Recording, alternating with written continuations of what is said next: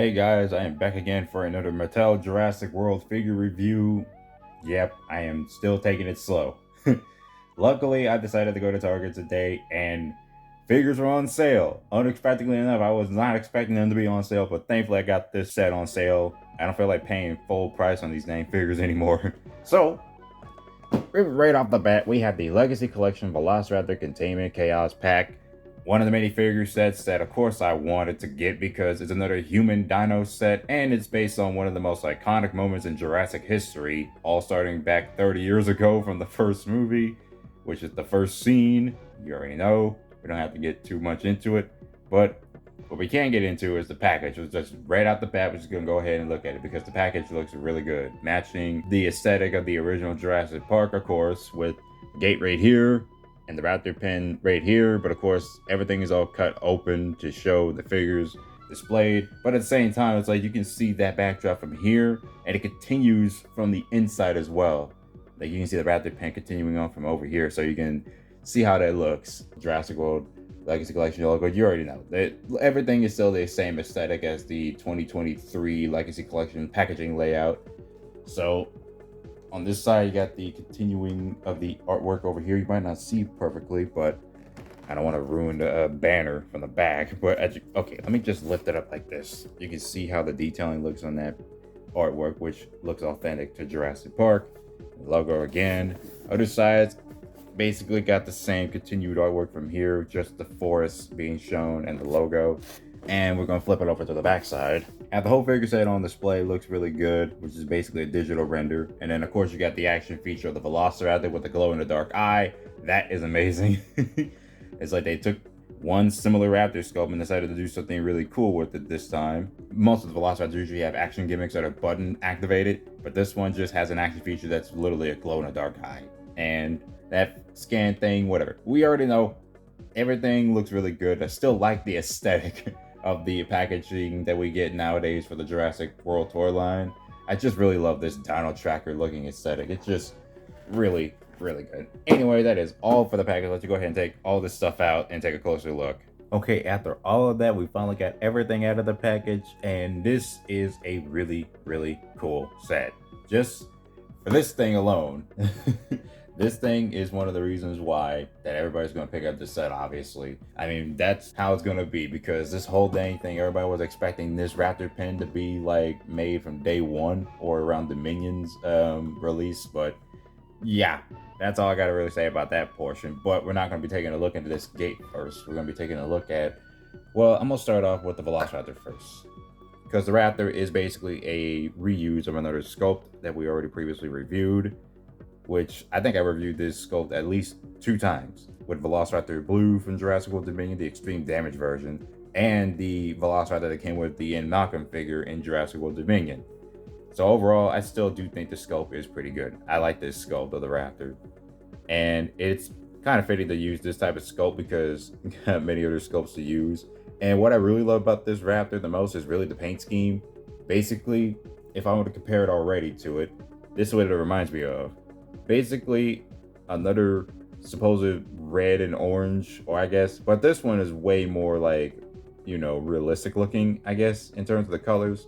Or I think it reminds me of a much more darker coloration of the Raptor from Jurassic Park from Kenner, the Series 1 electronic Velociraptor. I mean, this one's more vibrant, but this one is a little bit more down to earth in terms of the muted colors, and it looks really good. Also, comparing it to the scope already, I want to get right off the bat to doing it. Here is a previous scope, which is the Jurassic World Dominion Ian Malcolm Raptor that it comes with. And yeah, same scope, definitely look good. Anyway, the action feature is that it does have a glow in the dark eye, but we'll get to that later. Again, there's really nice paint application applied to it, and also some paint going down on the tail, because most toys usually ignore that, but thankfully for this Raptor, and same with the Ian Malcolm one, here's the paint on the tail. But again, same one on there. There is no paint on the toe claws, but I don't really care about that. It's just an overall very, very nice sculpt, and the paint job is where it really wins on it, because I really like how they implemented the paint on it. But yeah, that's all I really have to point out from that. But the one thing that I have a problem with mine is obviously a quality control issue. That, of course, this jaw is loose. This is kind of like the blue that I got from Jurassic World Dominion, the extreme damage version. So Yeah, it does have a loose jaw, but at the same time, it's not too much of a deal breaker for me. And there was a tiny bit of a scratch, like a tiny little dab on the eye. Might not be able to see it because the autofocus is not there, but there you go.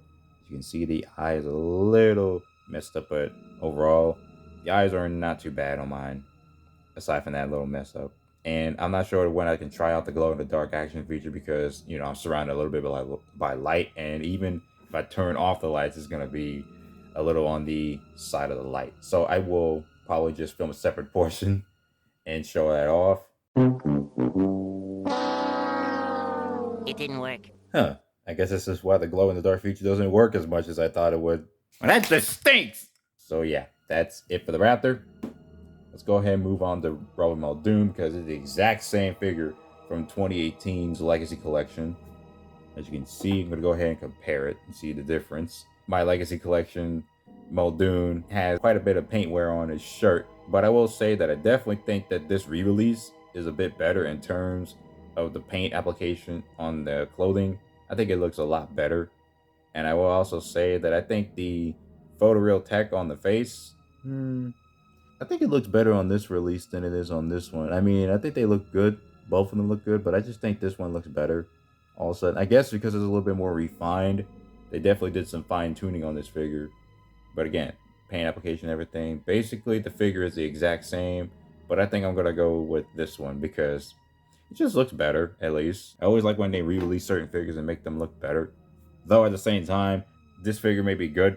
I don't have to go over too much, or if it's the same figure, just a little bit of a difference with the paint application. But I'm going to say that the Hammond Collection version is still the better Muldoon figure. I just like this figure a lot more. It's just such a good figure with an incredible Bob Peck likeness. But yeah, don't have to go over too much on this figure. It's the exact same figure from before. But we will go over the two workers. Yeah, let's just pick them both up. As you can see, I guess the only thing that's really similar with the figures is that they got the same body sculpt, but I have one displayed with the vest and one without it, so you can see the difference and how they look with them. Also the knee pads accessories that are separate. So I put them on this guy. Let's take a look at this guy first. Definitely's got a likeness that I'm not sure it's supposed to match anybody from the film, but it doesn't really matter. And not to mention another quality control issue that I've been finding, that most of the hats on some of these figures have been slanted. I know that's a quality control issue. Like, these are supposed to be a lot more straight on, so I have to look at my figures to make sure they don't look too slanted. I mean, I know some people will say that that might give it a bit more character to the figure, I guess, but I think making it look more straight is a little bit better. That's at least to me. And I also got the little tiny Jurassic Park stencil on the top right there, matching the classic logo, the yellow and red and white entirely. Looks really good. It's also on this figure too, so they got matching stencils. The helmets are nicely applied on there, sculpted on there, simple enough. And the clothing has got some nice details, nice folding and everything, matching the outfit that it's in the film. And also I had to adjust this arm because it looked like it was about to break off, but thankfully it's not going to. I don't know. It's like just making sure that everything is in check now when I'm collecting these figures. There's another Jurassic Park logo right there. Also on this guy, again, same sculpt. Got the decent articulation as usual for the figures. I feel like these shoes should be painted black. Don't know why they let them unpainted. But then again, this is Mattel trying to cut corners, obviously. So everything's all in a one-tone color grading. Overall, just a nice sculpt on the figure. Same with this guy. Don't have to go too much on the body detail, but you can see the vest accessory, the separate accessory that it comes with. Looking really nicely detailed with all the pouches. Then the separate knee pads. I only put them on this character. I would put them on the other one, but I think this one is fine. I don't know. Doesn't matter where it goes which. Then the other accessories that it comes with. Here is a flashlight. And we have a couple of walkie-talkies over here. They are very small. I feel like, yeah, they're both the same sculpt. It's really different on them both, but you got some walkie-talkies, which is nice. Then you got a tase gun. This long tase gun right here is nicely detailed. Should have included at least two, but it only has one. And there's a separate vest, which I could go ahead and put on this guy if I wanted to. Yeah, that's that's basically for all those figures. Let's go ahead and zoom out a bit and take a look at the Raptor pen, the Containment pen. This thing is very freaking nice, and it's really big as well. I'm gonna go ahead and get the Velociraptor pen right here from Jurassic World Dominion. There's a size difference with the pens. This one's definitely larger and this one's smaller. They both match how they should match in each respective film.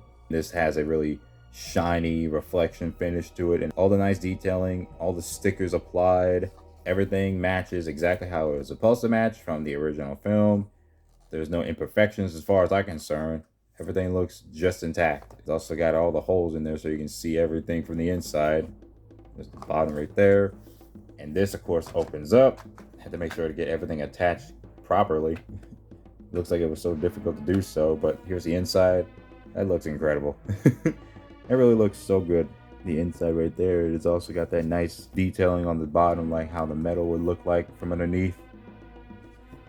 And go ahead and slap the raptor inside, or at least leave him in there. Kind of wish there was like a opening somewhere where you can see the eye popping out. Maybe there is like a certain way to do it. I'm not sure, but just close that. That's how it's going to be. Strapped in, unless someone brings it out. Before I end this review off, I just want to take a closer look at this backdrop because I'm never going to throw this away. As you can see, this is the extended look of how this looks in general. It's just a very, very nice backdrop with all the detailing matching exactly how it could look like from the film. All with that raptor pen painted right in the middle of there. It just looks excellent. All I gotta say about that part.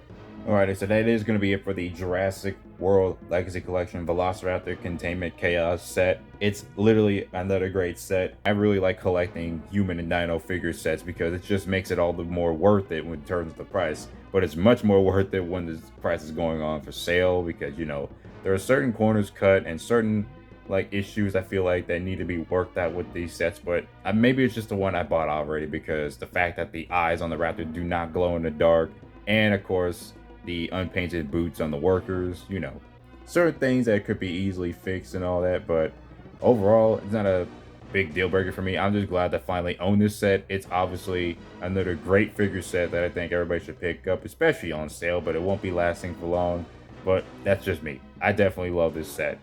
So that is it for this review. Hope you guys enjoyed it, but it ain't gonna be it because there are at least 2 more figures that are coming in the mail soon, and I'll be reviewing those figures next, and they're gonna be all dino focused and they're herbivores. I'll give you that. That's it for this review. Hope you guys enjoyed it, and I'll be seeing you guys later.